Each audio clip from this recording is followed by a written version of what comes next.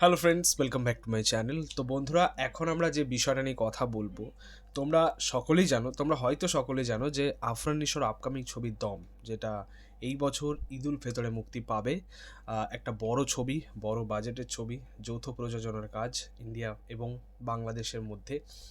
পাশাপাশি এটা একটা সার্ভাইভাল স্টোরি, অ্যাডভেঞ্চার স্টোরি, যেটা প্রথমবার মানে বাংলাদেশে এরকম একটা কাহিনী, এরকম একটা গল্প, এরকম একটা সিনেমা আমরা পাচ্ছি আফরান নিশোর হাত ধরে। ঠিক আছে, সো আমরা প্রত্যেকেই খুবই এক্সাইটেড এই আপকামিং দম ছবিটা নিয়ে। ঠিক আছে, দম ছবিটা প্রথমত 2025-এ আসার কথা ছিল।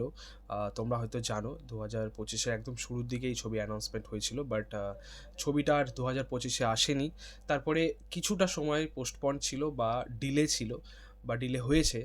দেন 2026-এ ঈদ উল ফিতরে আর কি রিলিজটাকে শিফট করে আনা হয়েছে আর কি। তো এই ছবিটা আমরা পেতে চলেছি এবারের ঈদ উল ফিতরে, তোমরা সকলেই জানো।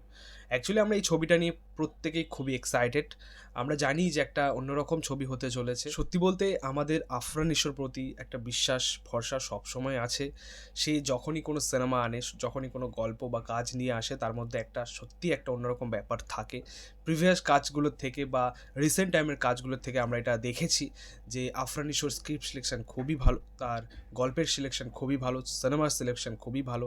সুড়ঙ্গ, দাগি প্রত্যেকটা ছবিই কিন্তু মানে দর্শকদের মনে দাগ কেটে গেছে। আমাদেরও পার্সোনালি খুব ভালো লেগেছে আর কি এই ছবিগুলো আফরান নিশোর। এবং সেখান থেকে আপকামিং তার এই দম ছবিটা নিয়েও কিন্তু সেই একই রকম একটা এক্সাইটমেন্ট কাজ করে, একটা সেরকমই একটা উৎসাহ কাজ করে আমাদের মধ্যে। ঠিক আছে, মানে আফরান নিশোর কাজের মধ্যে সত্যি বলতে তার পারফরমেন্স বলো, কাহিনী বলো, কোনো দিক থেকে কোনো রকম খামতি কিন্তু খুঁজে বের করা খুব টাফ। ঠিক আছে, মানে এইরকম মানের একজন অ্যাক্টার, সব দিক থেকে একদম বেস্ট বলতে পারো এই সময় দাঁড়িয়ে বাংলাদেশ সিনেমা ইন্ডাস্ট্রি থেকে। ঠিক আছে, কিন্তু তবু যে বিষয়টা নিয়ে এখন কথা বলবো সেটা হচ্ছে এই দম ছবিটা আর কয়েকদিন মাত্র বাকি। মার্চে রিলিজ, ঈদে রিলিজ, বড় রিলিজ, পাশাপাশি প্রিন্স রয়েছে উল্টো দিকে। ছবিটা নিয়ে দর্শকদের মধ্যে যারা জানে অ্যাকচুয়ালি, ঠিক আছে, বাংলাদেশ সিনেমা ইন্ডাস্ট্রির দর্শকরা যারা রয়েছে, মানে অধিকাংশ দর্শক হয়তো জানে যে দম ছবিটা আসছে, কিন্তু অনেক পরিমাণের দর্শক, মানে প্রচুর পরিমাণের দর্শক এখনও পর্যন্ত হয়তো জানে না যে আফরান নিশোর এরকম একটা ছবি আসছে। তার কারণ হচ্ছে এখনও পর্যন্ত কোনো রকম প্রমোশনাল কন্টেন্ট কিন্তু আসেনি এই ছবির। না ভালো একটা পোস্টার, না ভালো একটা মানে একটা ফার্স্ট লুক বা টিজার বা গ্লিমস বা প্রোমো, কিচ্ছু না, এখনো পর্যন্ত কিচ্ছু আসেনি। কিন্তু উল্টো দিকে তোমরা এটাও জানো যে প্রিন্স মুক্তি পাচ্ছে ঈদ উল ফিতরে। ঠিক আছে, প্রিন্সের পোস্টার এসে গেছে, ফার্স্ট লুক এসে গেছে, বেশ ভালো একটা পজিটিভ রিভিউজ রয়েছে চারিদিক থেকে। ছবিটা নিয়ে কিন্তু একটা অন্যরকম হাইপও রয়েছে। এটা কিন্তু দমের ক্ষেত্রে হতে পারতো। দমের মানে সেদিক থেকে দেখতে গেলে দমের মধ্যে পোটেনশিয়ালটা বেশি, ক্ষমতাটা বেশি, মানে কন্টেন্টের মধ্যে সেই রকম একটা ব্যাপার রয়েছে দমে। ঠিক আছে, অন্যরকম একটা কাজ, যেহেতু বারবার আমরা বলছি।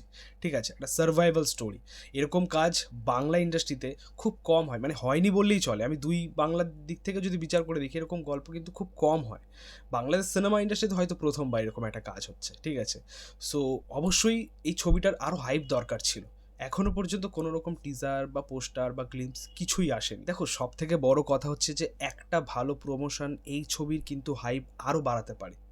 একটা ভালো প্রমোশন এই ছবিটা হয়তো বক্স অফিসে আরও ভালো বড় হিট দিতে পারে।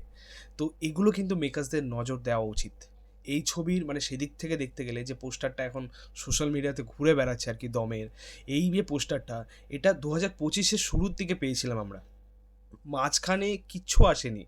না এই ছবির কোনো লুক এসছে, না গ্লিমস এসছে, না কিচ্ছু আসেনি। জাস্ট কয়েকটা আপডেট আমরা পাচ্ছি, শুটিং হচ্ছে বা এডিটিংয়ের কাজ হচ্ছে বা ডাবিং হচ্ছে, এই সমস্ত আপডেটই আমরা পেয়েছি। কখনো বাংলাদেশে শুটিং হচ্ছে, এই সমস্ত আপডেটগুলোই খুচখাচ যে আপডেট। বাট প্রপার একটা পোস্টার, একটা ফার্স্ট লুক, যেটা নিয়ে আমরা এই সময় দাঁড়িয়ে ডেসপারেট ভাই। মানে আফরান নিশোর লুক দেখার জন্য আমরা এখন পাগল। হ্যাঁ, এই ছবিতে আফরান নিশোকে কীভাবে প্রেজেন্ট করা হবে, আফরান নিশোর চরিত্রটা কী টাইপের হতে চলেছে, তাকে দেখতে কেমন লাগছে এই চরিত্রে, এগুলো অ্যাকচুয়ালি দর্শক এখন দেখতে চায়। তো এগুলো মেকার্সদের মাথায় রাখা উচিত। একটা ভালো প্রমোশন কিন্তু এই ছবিটাকে আরও বড় হিট করাতে পারে বক্স অফিসে। এছাড়া কিছুদিন আগে তোমরা জানো যে আফরান নিশোর জন্মদিন গেছে। ঠিক আছে, তো আমরা কিন্তু এটা এক্সপেক্ট করেছিলাম যে আফরান নিশোর হয়তো দমের কিছু আপডেট আমরা পাবো। আমরা যেটা জানি যে বিভিন্ন সুপারস্টারদের যেটা হয়, তাদের জন্মদিন উপলক্ষে কিছু না কিছু আপডেট আসে, তাদের ছবির আপডেট আসে বা কিছু আপডেট আমরা পাই। কিন্তু আফরান নিশোর জন্মদিনে কোনো রকম আপডেট কিন্তু আসেনি। তো এটাও একটা ডিসঅ্যাপয়েন্টমেন্ট ছিল আমাদের জন্য, একটা নিরাশজনক বিষয় ছিল। আফরান নিশোর এই সময় দাঁড়িয়ে যে সাকসেস রেট আছে একদমই 100ই বলতে পারো, একদম 100% রয়েছে। তার প্রিভিয়াস দুটো ছবি ছবি বক্স অফিসে বিরাট বড় সাকসেসফুল বলতে পারো।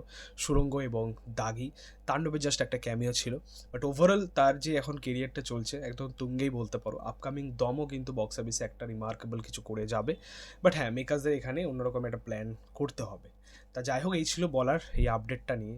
তোমাদের মতামত, রিয়াকশন অবশ্যই কমেন্টে জানিও। ভিডিওটা ভালো লাগলে অবশ্যই লাইক কমেন্ট শেয়ার করে দিও, পাশে থেকেও সাপোর্ট করো, চ্যানেলটাকে অবশ্যই সাবস্ক্রাইব করে যাও, পাশে থাকা বেল আইকন প্রেস করে দিও পরবর্তী ভিডিওগুলো আপলোড পাচ্ছ। Thank you, tata.